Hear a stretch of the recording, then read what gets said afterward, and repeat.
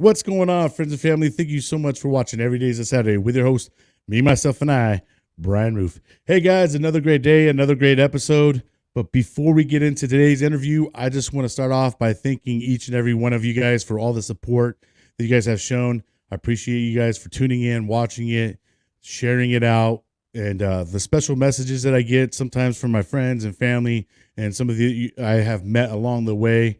Really keep me going. And like I said, I appreciate it. I've really taken a love into actual podcasting, and you guys are all making that possible. It is like a whole sense of, having something to do again, meeting great people, and getting that camaraderie that we all loved when we were serving. But my next guest is a United States Marine veteran who joined when he was 18 in 2005. He went to boot camp in Paris Island after his schooling in Pensacola and Lemoore. He was stationed at Miramar, San Diego, California, to the F-18 squadron that ended up moving to Japan after a year of him being there. But he would stay and be attached to another squadron called VMF AT-101. Just like most Marines, when getting out, he was faced with all the challenges veterans have, having to adapt to civilian life. Having a family and trying to get a job, he had to relocate to Arizona for a job opportunity in which would separate him from his child and set him into a state of depression. Eventually, he would turn things around and make the best of his situation, learning about investing, started to work out and make visitations to his child. Now he's in a better place in his life and now helping out fellow veterans in active duty with home loans and other veteran support groups. Let's meet our next guest, Erik Browning. Hey, Brian, thanks for the warm welcome. Appreciate that. Hey, no problem, brother. Raw, and I appreciate you coming on, man. Let's learn a little bit about Erik, dude. So tell us about, what made you join the Marine Corps, a little bit about your Marine Corps career, what happened to you once you got out, and where you're at today. Take us down the road. Yeah. So when I was, I guess I'm going to say it started about sixth grade. I went into middle school and, everything was happening like with my, as one does at 13, 14 years old, 12, 13, 14 years old, and you start paying attention to other things in life. And for me, it was like the girls in my class, right? And so much to my parents' chagrin, they would, I wasn't paying attention, I wasn't doing well. And so they said, you're not doing good. We're sending you to an all boys school for 7th and 8th grade for the remainder. Yeah. Girls are distracting you? Very well. We'll remove them. And so they set me right. I went to this all boys Catholic school for a couple years and, really focused on school because there wasn't any distractions or anything. They were like, all right, Erik, you're doing okay. Where do you want to go to high school? I said, well, I want to go to, back to a co-ed school. I said, all right, well, we'll see how it goes this time. And I went back to school. I did okay. And mind you, I grew up around like the Baltimore, Washington, D.C. area. So there were some pretty smart kids there. Parents, they worked at like government contractors and, there was some affluent families around there.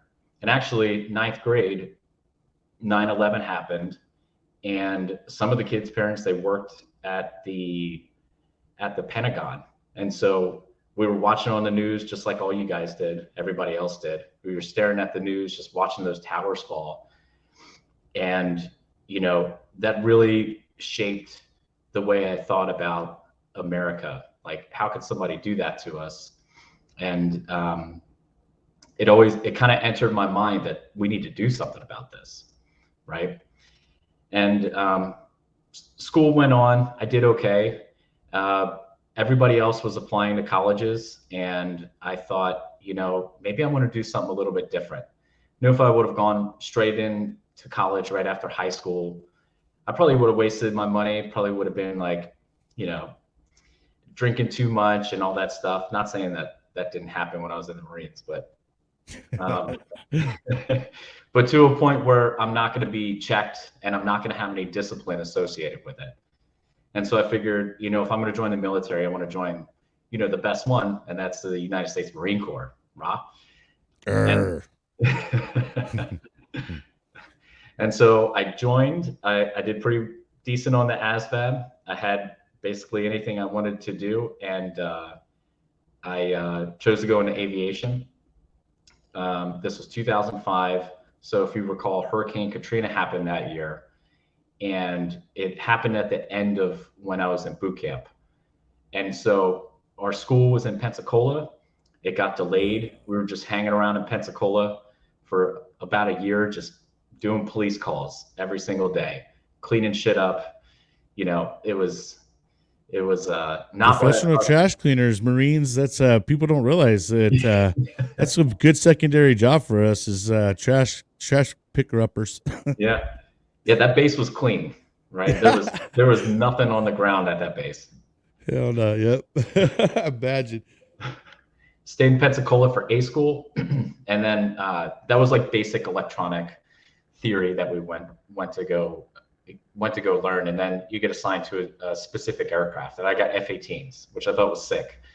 Got stationed out in Lemoore to go to C school, which is Central California. If you folks don't know, it's no fun out there.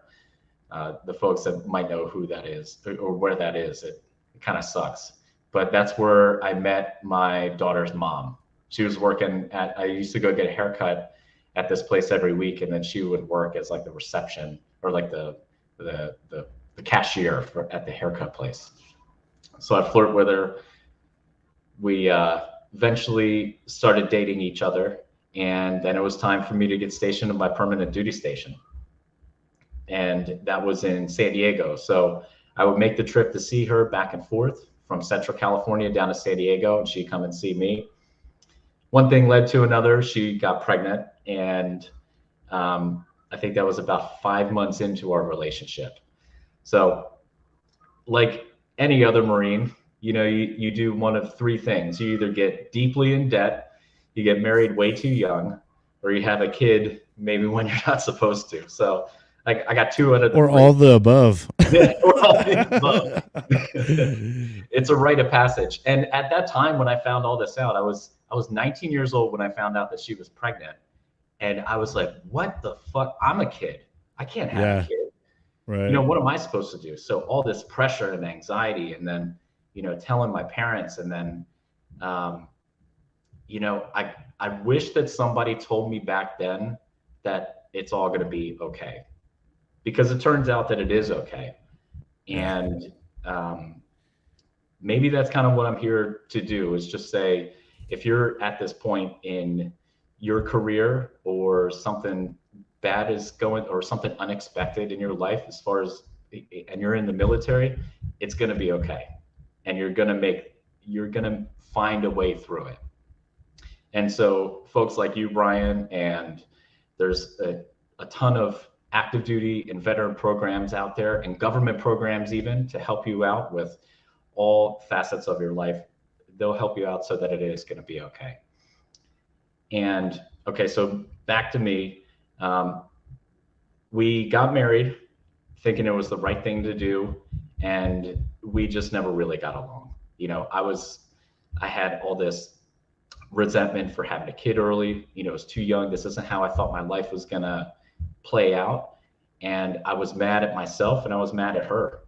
And didn't deal with it in the best way, but we ended up splitting up because we were just fighting so much, and kind of went on our ways and split custody. She stayed in San Diego for a little bit. I finished the rest of my enlistment in San Diego in 2010. I stuck around San Diego for a couple years.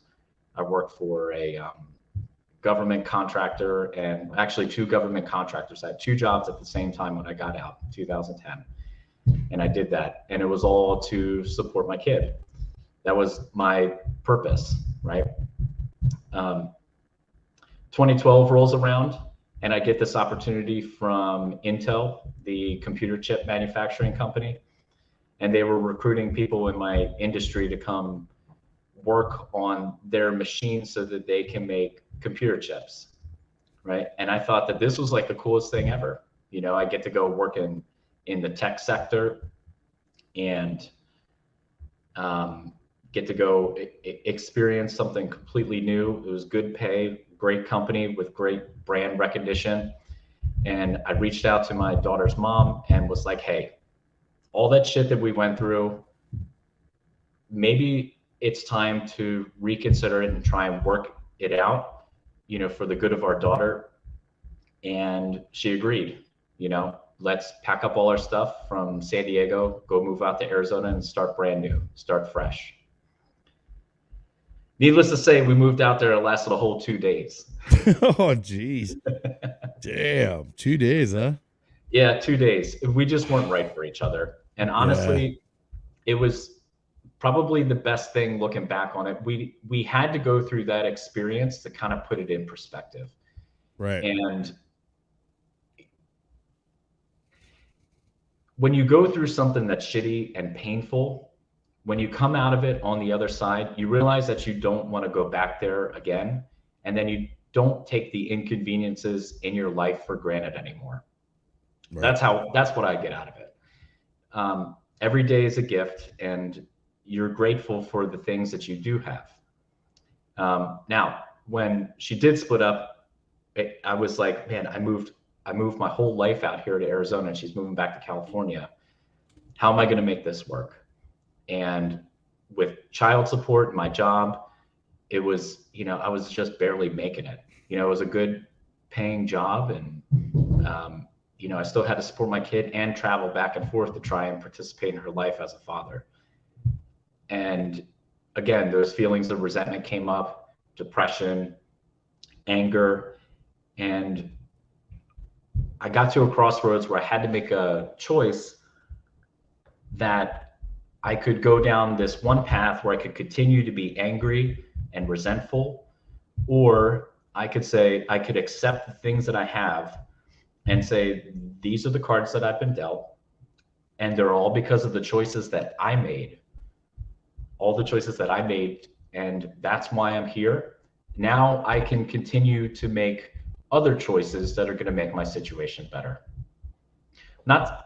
When you say it out loud like that and you put it into a couple of sentences, it sounds just so easy and so reasonable. But when you're in the shit thinking about your life and the decisions that you've made, it's not that easy. And you have to go through that pain and suffering, I feel, in order to really come out on the other side. And so instead of participating in unhealthy activities that are going to make my situation worse, like drinking and whatever, all of the above, I was like, I'm going to work out every day. I'm going to try and sweat every day. I'm going to do my best in my job, and I'm going to learn how to make some more money so that I'm not struggling. And one of the ways to do that, so we had the great financial crisis in 2008. One of the markets that really suffered was the Phoenix, Arizona area. And there was opportunities to buy real estate out there at an affordable price. It's still kind of affordable now, but not as affordable as it was back then. And I had access to a VA loan. So I'm not just saying this because I'm a lender, but the VA loan helped change my life in one section of my life. And that was like financially. Yeah. So I used my VA loan, which is a 0% down loan. Don't have to come up with any money out of pocket. Well, you have to put an earnest money down. You have to help pay for closing costs, but those can be covered. And I saved up a little bit of money, and I got into a house, and I fixed it up, and I stayed in it for a couple of years, and then I sold it, and then I made this money, and I was like, oh shit, I could just do this again. Yeah. Right. And I have a place to live. I can rent out the rooms, and then I can turn a profit once I sell it. So I continued doing that for a couple of times. I'm handy. My dad taught me how to work on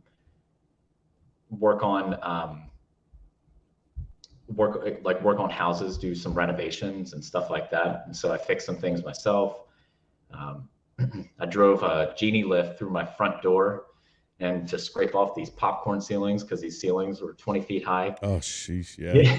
Those old school popcorn ceilings. Oh yeah, and be careful though. Some of them have asbestos in it. No, right. Yeah. Yeah, and yeah, renovated houses and yeah, while I was working my job at Intel, and then I realized that look, things are comfortable now with the money that I'm making, both at my job and the stuff that I'm doing on the side.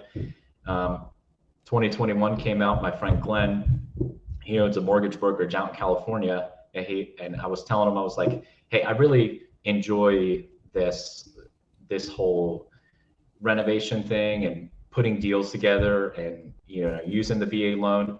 And Glenn, he served with me back in San Diego.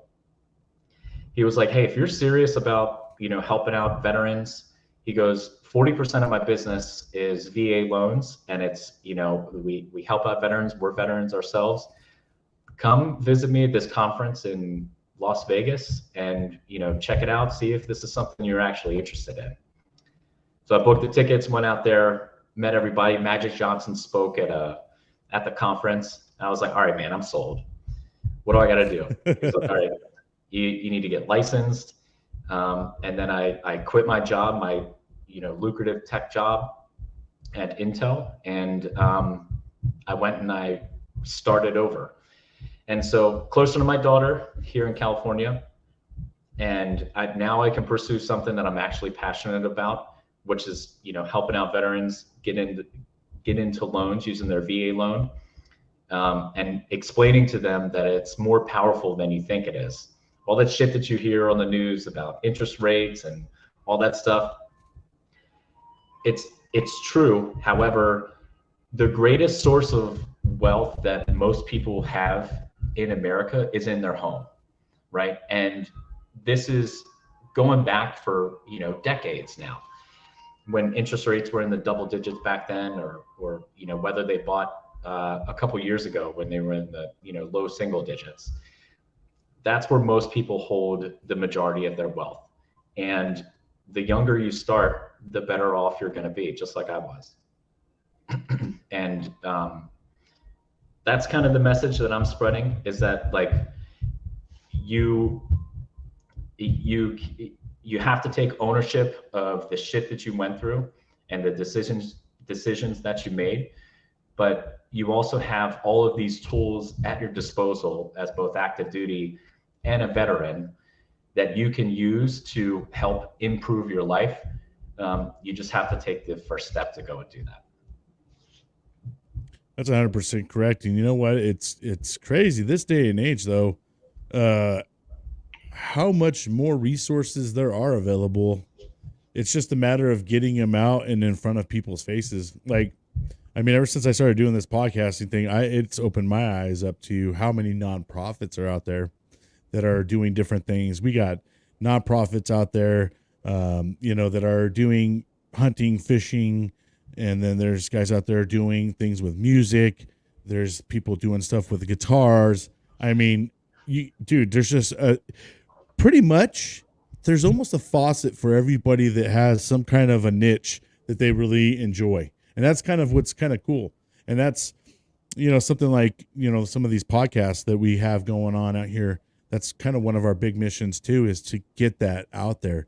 And that's what I love about having different guests on and with different life experiences, different results, whatever. But the thing is there's something out there that each and every one of us can learn from one another, even if it's the smallest little thing, you know what I mean? Yeah. But there's, like I said, there's so much more things out there for everybody. And that's the biggest part about it is, like you said, man, you just got to take that initiative and go out there and do it, because they're out there and they will come to you as much as they can, but they don't know about you if you're not out there saying, hello, I'm here, Yeah. I wonder if there's so many of these programs now that it might be difficult for active duty and veterans to even know where to begin. Like, I wonder if there's like a central list of groups or communities that you can be part of, that you can maybe choose from, or else you're just going to have to stumble upon it. See, and that's something I've thought about myself. It's kind of been a thing because I haven't found a one-stop shop myself. Like, say, hey, I live in the state of California. Let me kick on California. Brah, here's all the different resources, nonprofits, or things like, hey, I'm struggling with this or that or the other. Because I do know from my personal experiences that there is organizations that will help you. And like, say you have like a car breakdown or you're having issues with vehicles there, and your money finances are tight or whatever. There's programs out there. It's just that, and if we don't go out there and look for them or know how to get to them, a lot of these programs end up failing or can't do nothing because they're not able to go and help the people they want to help. So they get stuck with the money in their hand, a pot of money. And then the government says, well, no one's really needing help, so we'll just start taking away from you. You know what I mean? You didn't spend it all, or you didn't find enough people out there. But it's I think at this point in time, man, it's our responsibilities as, veterans, brothers, sisters, to help each other now and police our own, like we all did while we were in the military, and like try to do these things. And that's why you see in a lot of these nonprofits are all guys or girls that have served and now they want to help.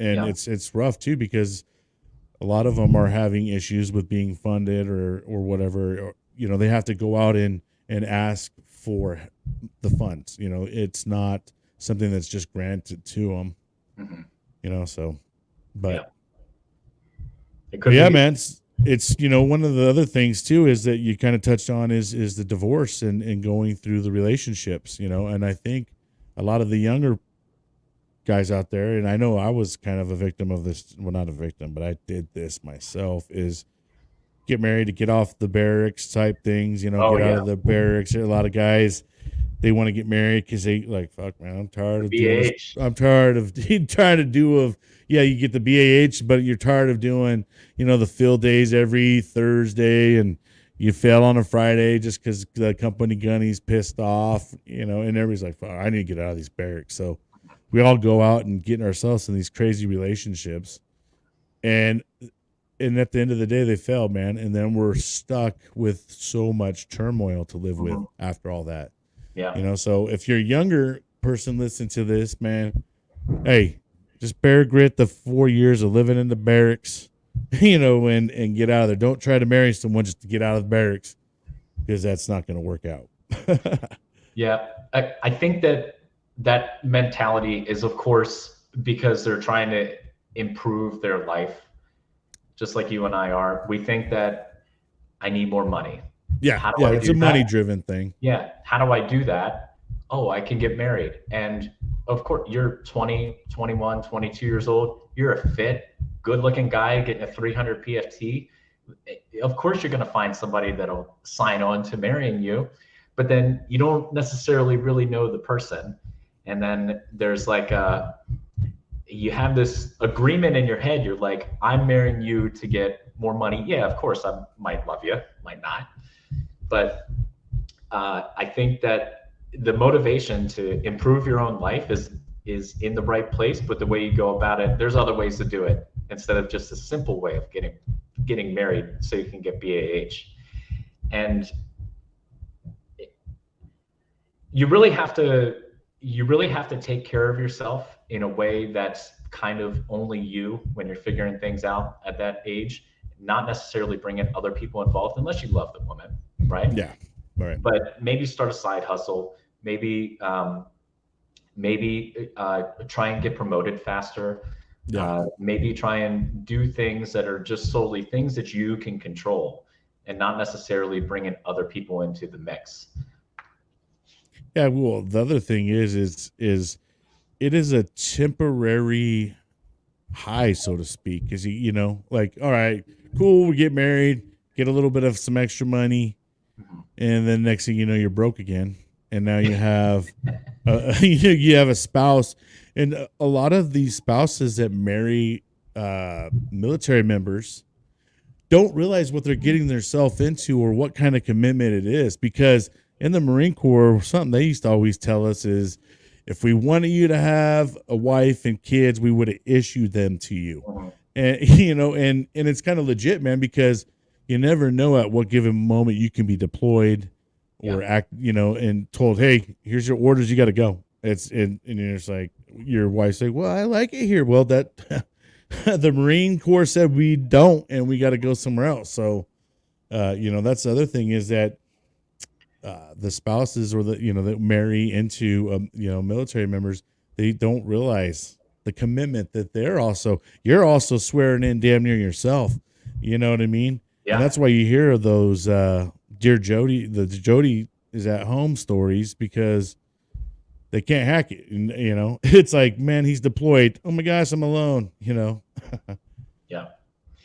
So even if you don't follow any of this advice that we were just talking about, it's still okay. It's still okay. The pain that you go through, touching on from the beginning, the pain that you go through is valuable. It's a gift because it gives you perspective. And that it's a learning thing. You learn, and it'll craft the way that you see the rest of your life. And so you can always make that comparison that I don't want to go back there anymore. I went through that shit. Just like folks that have been in battle and gotten shot and stuff like that, they see the world differently. Yeah. Right. And so whatever sort of pain and struggle you're going with domestically or internally, once you get past that, it's a gift in my opinion. Yeah. And it's the thing about it is, man, and as I've gotten older, I've started to learn that we're kind of like a vessel, and we're kind of, say we're in the open ocean, right? And the storms come on. Now, when the storms hit us, if we don't have a strong vessel, it's chances are we're going to have a hard time weathering it through those storms. Now, sometimes you can have damaged vessel and make it through a storm. But the stronger the vessel you have, obviously, the better chances you have at making through those storms. And when the storms get too hard and too rough, you don't just sink. So, I think it's important that, unfortunately, I think a lot of brothers and sisters that give into the 22 a day, which is, a number they throw out there, a lot of it has to do with the failed relationships and them not being able to handle the failure of having a bad relationship. It's not even, a lot of times Hollywood likes to portray everything as, hey man, they're going through some PTSD and they're having traumatic this and that. It's not so much always just that. There's the other triggers that trigger these people, and a lot of it is failure. Because in the military, we're taught to not fail. Each mission that we go into, if we fail that mission, people die. Things happen. So we're always taught, man, like we got to keep pushing forward. We can't fail. So a lot of us, we sit there and we don't want to take the failure and we don't want to deal with it. And so we just try to move on and try to cover it up and mask it. Like, I'm good, bro. Are you though? You know what I mean? Are you really good, bro? Like, cause on the backside, when something really happens, are you really good? You know what I mean? We always say we're good, but are you really good is the question. And it's because of the way I think a lot of us have been taught or trained to kind of just deal with that, and don't be a bitch. Don't be a bitch about it type deal.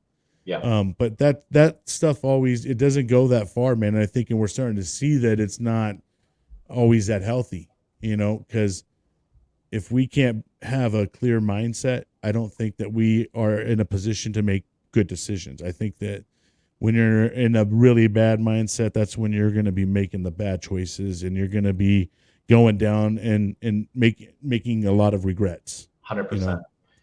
Because I've been there, 42 years old, dude. I've definitely lived my life, watched my parents go through divorce. I've been through divorce, been through many failed girlfriends, and dragging my kids all through it all. And a lot of it was because, man, I was never the right human being when I got into all these relationships. I wasn't in my right mindset, Yeah. And I'm just now starting to find that right mindset all these years, and thank God I found a wife that has been able to accept me and deal with me and help me through my shit, and I've been able to help her with her shit too. So it's been a great thing. But you can have that person in your life too that just fucking brings the absolute worst out of you. Yeah, and there's no procedure for that.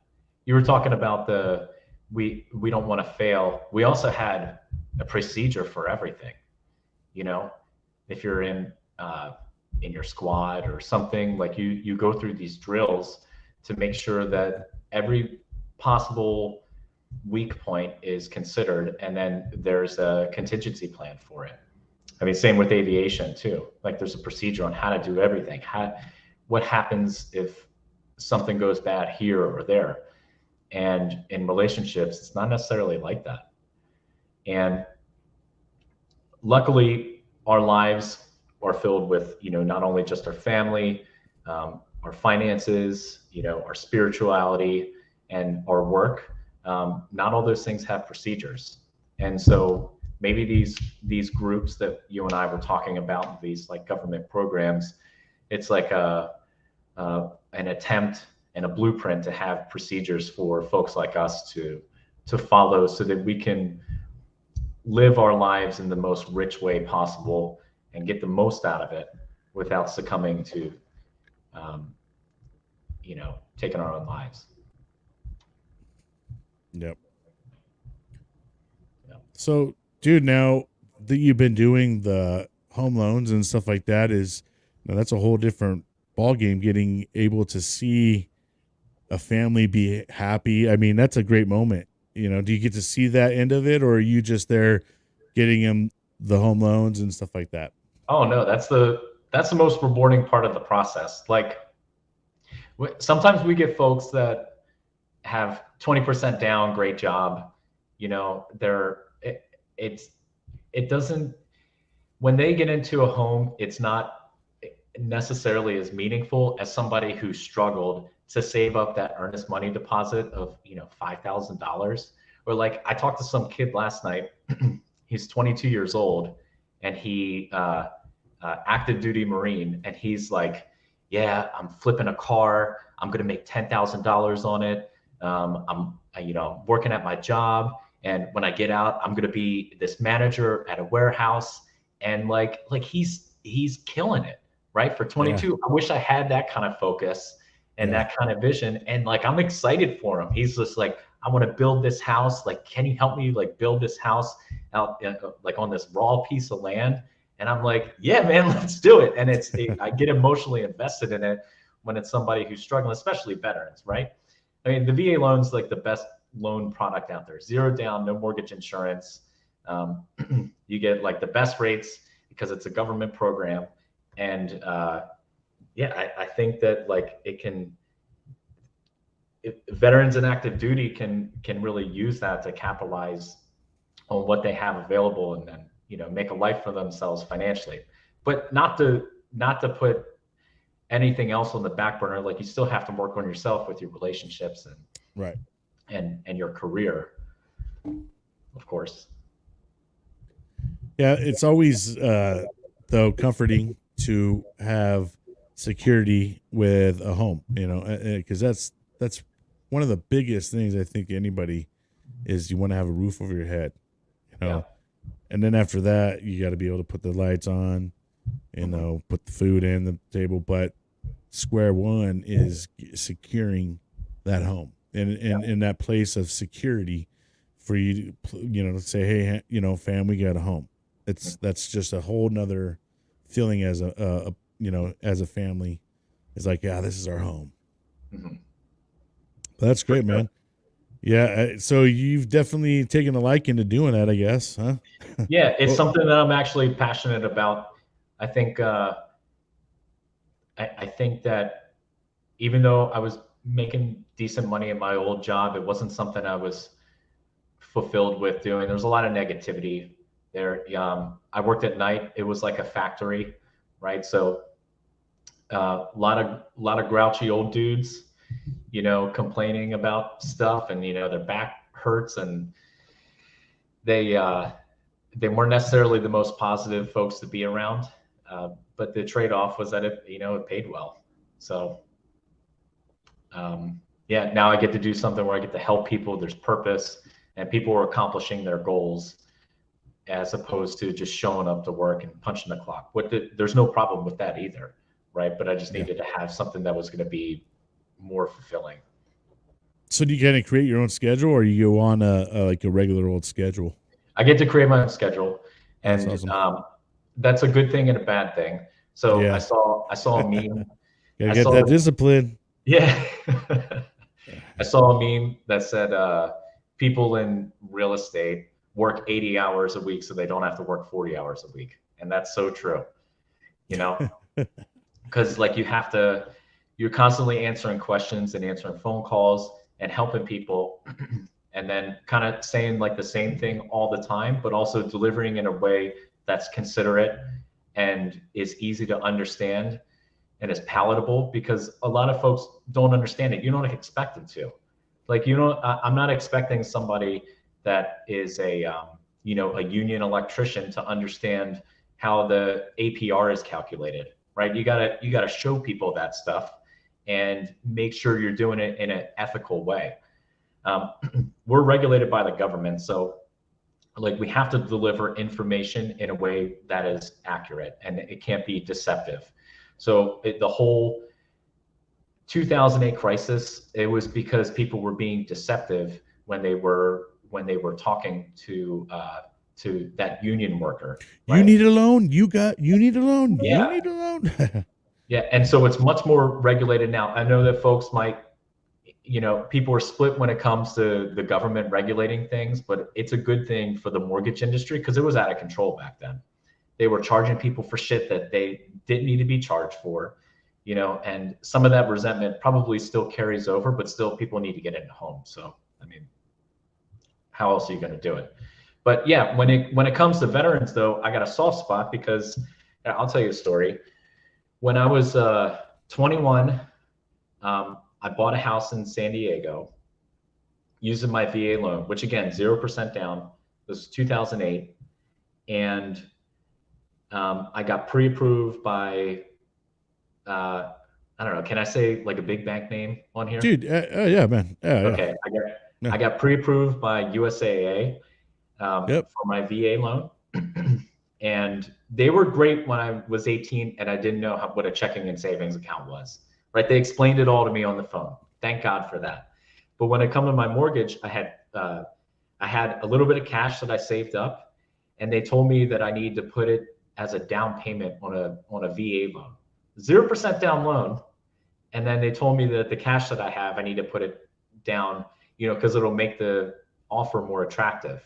I didn't know shit. I didn't know any better. Yeah. And then the real estate agent told me the same thing. And so I got the house, but then all that cash that I saved, it was just gone. It was just in the equity in the house, but I could have saved that to I don't know, renovate it, go, in the event of an emergency. I was left without any cash. And so those kinds of practices and those ways of doing business back then, it's all regulated now. You can't do that shit anymore. You're going to have to tell people what the best opportunity is for them so that they can get the best bang for their buck and then save the most amount of money. Yeah, I know that people do have their reservations about regulation, but it is some kind of necessary because of how we are as human beings, man. Yeah. We don't know the definition of moderation ever. We always need fucking more. You know what I mean? Nothing is ever good enough, dude. It just you get into a house fucking, it's 3 bedrooms, 2 bath. Well, after a year or two later, fucking this house is too small. And you were so happy to get in that son of a bitch. But then, as human beings, it's just this isn't enough. You know what I mean? It's just crazy. And that's why we do end up having laws, regulations, and everything else, because fucking unfortunately we got them people out there that just don't know moderation, man. I'm gonna spend $250,000 to take a submarine down to go check out of shipwreck because I just don't got enough money to blow. You know what I mean? Bro, we're crazy. It's just I got to go to the next level. Yeah. and take a risk, or, just to go to that next level. And sometimes risks are great, but it's just how far do we want to take it? And it's like, how much do you want? Yeah. It's like, It's like a what's next attitude with yeah. those folks. Like, I pray for those guys that died, Yeah, no, absolutely. very No. unfortunate Yeah. I'm relationship. not trying to make light of that situation whatsoever, Yeah. but it's just man, they took a calculated risk. I mean, there's no way you're going to go to those depths of the sea without thinking that there's a high probability something bad can go wrong, down there. And that's such a far depth that no one can help you. Yeah. But, And then what's next? That guy already went to space, yeah. went down to the Mariana Trench, and then went down to the Titanic. Like, what's next? I feel like it's our culture, man. It's just like, the part of us is just like, where can my name be put in the history books, or what can I be known for? What crazy shit did I do? Oh, I ate the Tide Pods, like, or just, it's just crazy. Some things that we do as human beings just because either we want to satisfy someone next to us. So a lot of people out there live for others and live for the thrill of what others' reactions are. So there's those people out there that just constantly live for others, and that's why they constantly want to do something like, look at me, hey, look what I did. My name's going on the Guinness World Record for holding my breath for 50 seconds. All right. Like, I don't know. It's just crazy. There's absolutely nothing wrong with having a regular job, coming home to your family, and kissing your kids goodnight. I mean, I'll take that over a lot of the stuff that, these people are doing. And I'm not saying like, go out there and be a dad and don't live life. That's definitely not the message I'm trying to put out there. I'm just saying that we as humans, we want to push the threshold. We are never satisfied. And we kind of tell ourselves as a culture, like, don't be satisfied with what you got. Want more. You know what I mean? Like, okay. I mean, I can hear that message. And then sometimes I'm thinking, well, how much pressure do we want to keep putting on ourselves as human beings? Because that's what we're doing, is we keep inciting more pressures. I think about it as a young man when, we're always told as kids, like, you got to go out there, get yourself a job, provide for your family. You need to do this and that, or you're going to be a failure, or you're not going to be a good, productive human being to society, So we just, as human beings, keep putting more pressures on ourselves. Yeah. Yeah. A certain amount of pressure is good. I think so. We need to be productive, right? Especially with this new generation of kids. They have so much information available to them. Oh my gosh, way more than we ever have. Yeah, and it's so convenient too. And so I'm certain our parents said the same thing about us, though, too. Yeah. Complaining about how easy we got it. We're just playing video games all day. But yeah, you need to have some. You need to have a purpose in life, or something that's driving you. But it doesn't. There's also a point in which you can say that what I have is okay. Yep. And there's nothing wrong with that. It's hard, man, because I think that's the thing that we do is like, you go one way and you're like, it's too much. And then if you're not doing this way, it's not enough. It's just kind of finding that happy ground, man, that where life is where you can find that happy place. It doesn't have to be in a mansion. It doesn't have to be, a Mercedes Benz, You can still be happy with your Honda Civic and your 3-bedroom or your 2-bedroom apartment. You know what I mean? It's what you as a person want to be happy. I think everybody out there it's almost like an expectation of people, like, for them to make you happy. It's no one's responsibility to make you happy. The happiness comes from our inner selves. It shouldn't be everybody else's responsibility to make me happy. I'm not asking Eric, like, man, you need to make me happy. You know what I mean? Like, that's not your responsibility. Yeah. But I think that a lot of people, that's how we look at it. We're in relationships with people like, they're not making me happy. Well, maybe you're just not happy in general. Yeah. You know, that's, if you're feeling that way, sometimes it's you yourself that's just not happy. Mm-hmm. But, you know, joining a community of, you know, just joining a community will help reveal some of these things to you as well. You know, if you go to something, you attend every week, like one of these like veterans programs, that folks that show up on your show, you'll start to find the things that are not making you happy, and then maybe the other people in the community can offer you advice, or maybe point it out and be like, hey man, you're acting like a dick right now. So right. I urge folks to join a community, and especially veterans, so that you can have some feedback from your peers that are outside of your family and your direct friends. So yeah, 100% agree with you, dude. It's that's one thing, that's like how the military was, is we hold each other accountable, but you know, there's a productive way of holding each other accountable too. And being around like-minded people and stuff like that too, it just makes conversations flow a little easier sometimes, you know. So like, you know, like Eric and I have been talking out here, there's a niche out there, there's a group out there for everybody pretty much. You just go find that community that fits you, and you're like, damn, I love these fucking guys. The next thing you know, you're starting to meet up with them and getting stuff like that. That's kind of how the podcasting world has become. I've gotten in touch with a lot of veteran podcasts as I've been doing this. And now we as a community, we have, you know, talk on Facebook Messenger all the time. We got each other's phone numbers, and we're, you know, constantly chatting with each other now. Dude, that wasn't me, you know, a few months ago. I've been very kind of keep to myself type, you know, I've disconnected with the veteran community a while back for a long time. I've disconnected from family members, friends, all that.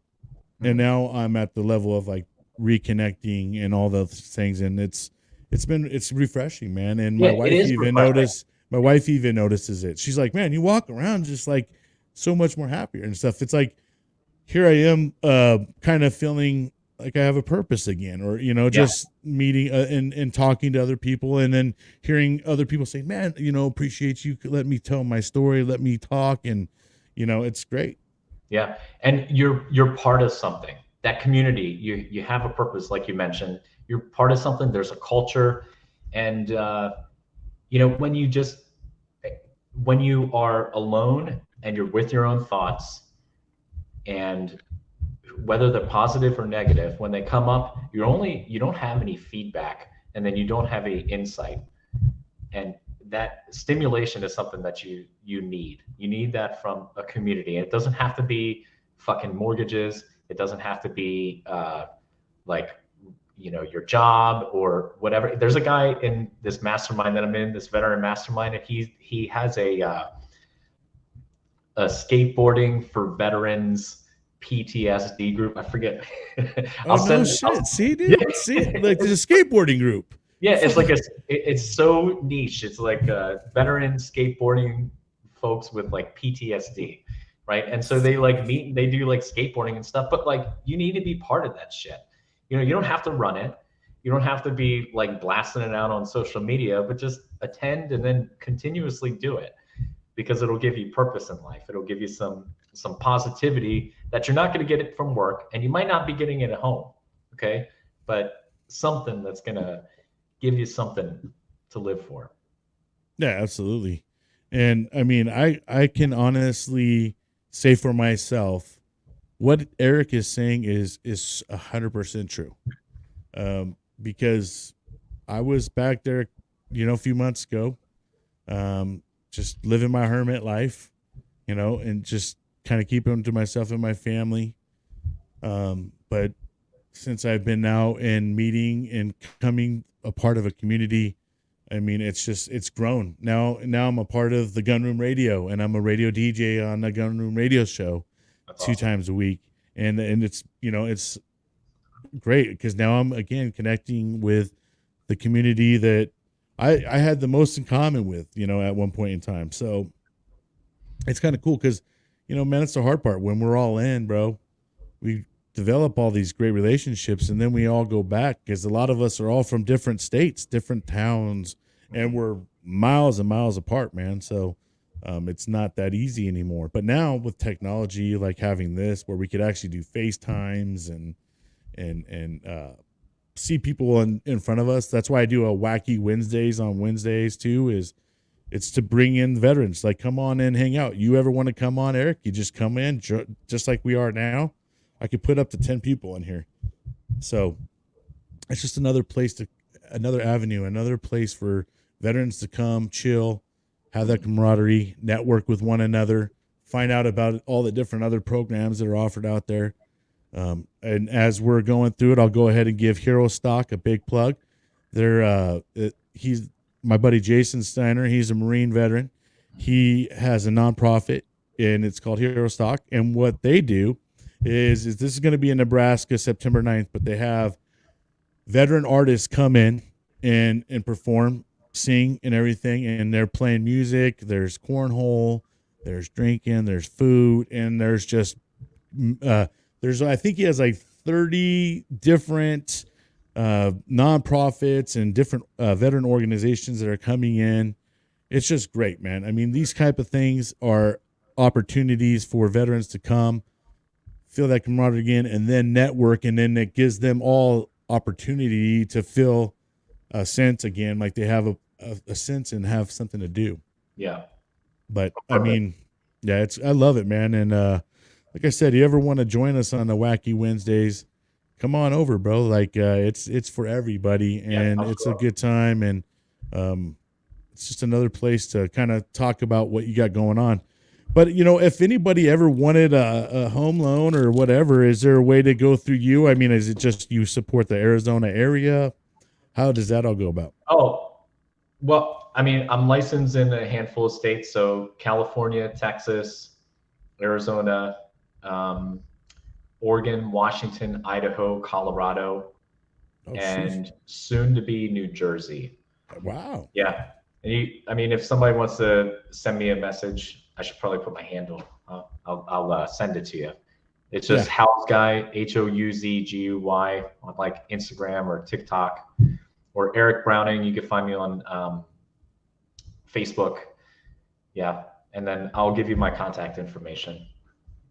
Yeah, for sure. I'll make sure I put that in the description of the show so that way people can look you up. I mean, it's great to have a point of contact. If someone out there and you live in one of those states and you're looking for a home loan, Erik Browning's your dude.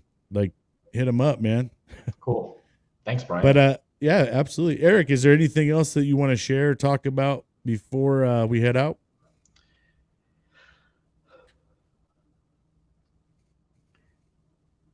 I think that sometimes we get our mind clouded with things that we think matter in the short term. And going back to like when I was 20 years old, I wish somebody was there to just tell me that it's going to be okay. And that the things that you're going through right now are temporary. There's a positive solution for basically every single problem that's out there, no matter how hard it is. I've had friends that have passed, that have taken their own lives, and I wish that I had a conversation with them to maybe help them out so that they could, make a different choice. And then perhaps they would still be here with us today. And whatever that is, it's with relationships, financially, you're not feeling a purpose. There's a way out of it. The feeling will pass, and we can work together to help you through that. All right. I appreciate that message. That's a great message. And I really appreciate you coming on, Eric, and sharing your stories, sharing your experiences with us, man. You never know who's out there listening and could take away something from this, conversation we had. But I appreciate you, brother. And likewise. I hope that we stay in contact, dude. You got my cell phone. Yep. I hope we remain good brothers. and keep in contact. And like I said, join me over on the Wacky Wednesdays, man. Okay. And let's have some fun. Yeah, But I'll do that. all right, brother. If you could All right. just hold tight, man, we make sure we got the whole recording. Yep. Once again, I appreciate you, buddy. You too. All right. Thanks, Brian. All right, friends and fam, thank you guys so much for joining Every Day is a Saturday with your host, me, myself, and I, Brian Roof. This is going to cut it for another great episode. Erik Browning is a great guy. If you guys need a home loan or you just want to go check him out on social media, go give him a follow. We appreciate each and every one of you. I hope you have a great day. Until next time.